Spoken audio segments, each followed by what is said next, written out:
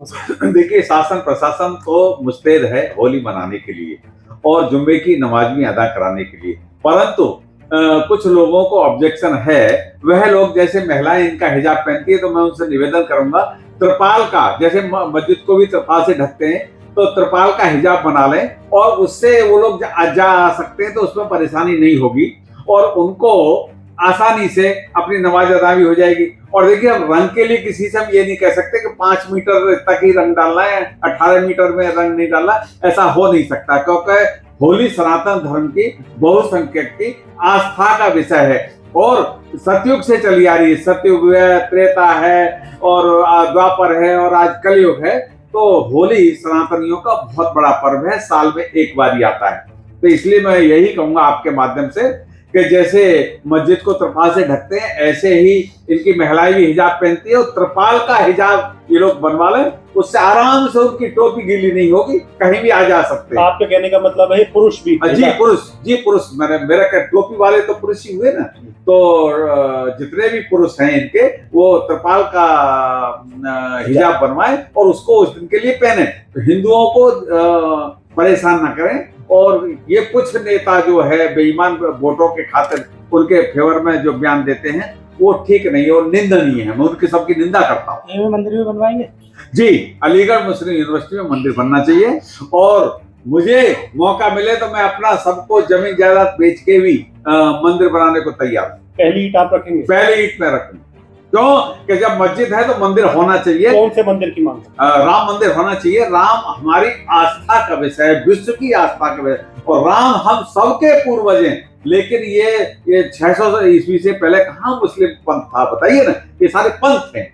पहल क्या रहेगी आपकी मंदिर पर? पहल मैं कह रहा हूँ, मेरा सर्वस्व न्यौछावर कर दूंगा राम मंदिर के लिए। और मैं तो आपके माध्यम से ये भी कहूंगा कि कम्युनल ये लोग हैं, मक्का मदीना में एक हिंदू को नहीं जाने देते, एक ईसाई को नहीं जाने देते, एक खासा पंथ को नहीं जाने देते। हम कम्युनल नहीं है, हमारे मंदिर में कोई भी आ सकता है, कोई भी जा सकता है।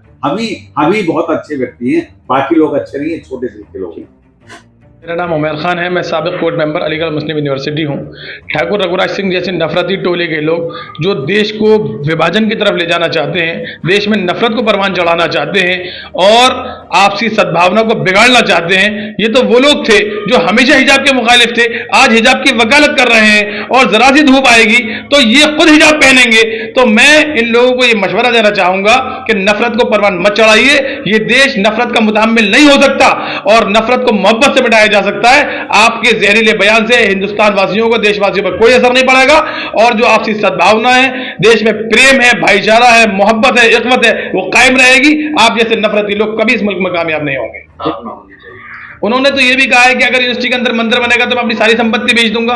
ये वो कह रहे हैं जो राम मंदिर के नाम पर सारी संपत्तियां लोगों की खा गए। चंदे के नाम पर जो चंदा किया इन्होंने, उसमें घपलेबाजी करके लोगों का चंदा खा गए।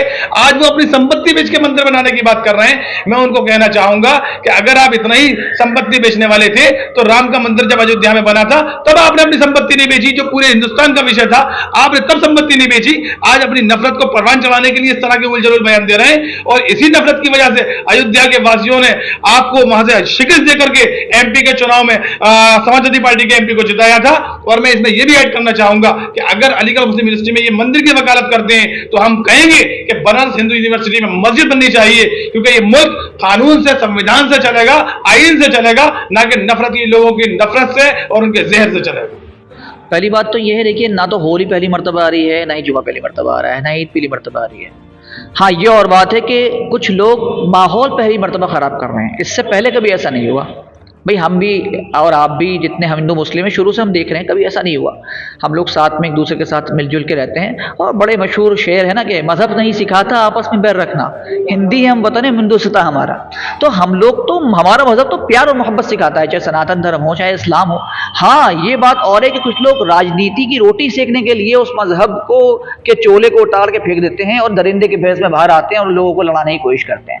तो किसी को कोई प्रॉब्लम नहीं है, बहुत अच्छा माहौल है जहाँ पे हम रहते हैं, वहाँ हिंदू मुस्लिम साथ में रहते हैं, किसी को कोई प्रॉब्लम नहीं है, आपत्ति नहीं है। जुमा भी होगा, होली भी होगी, अच्छे से होगा, जैसे होता है वैसे होगा, बल्कि उससे बेहतर होगा। अलीगढ़ वासियों के लिए कोई संदेश देंगे? अलीगढ़ वासियों के लिए ये संदेश है भाई कि लोगों की बातों में ना आए। ये जो जितने भी राजनीतिक लोग हैं वो अपनी रोटियां सेकने के लिए आपको गुस्सा दिला रहे हैं, भड़का रहे हैं, तो इनको इस तरह आप इग्नोर मारे जैसे इनकी कोई औकात ही नहीं है। मशहूर होने के लिए लोग इस तरह की बातें करते हैं, इस तरह के लोगों की बातों पर ध्यान नहीं देंगे, खुद ब खुद बैठ जाएंगे। ये भी एक राजनीतिक बयान है।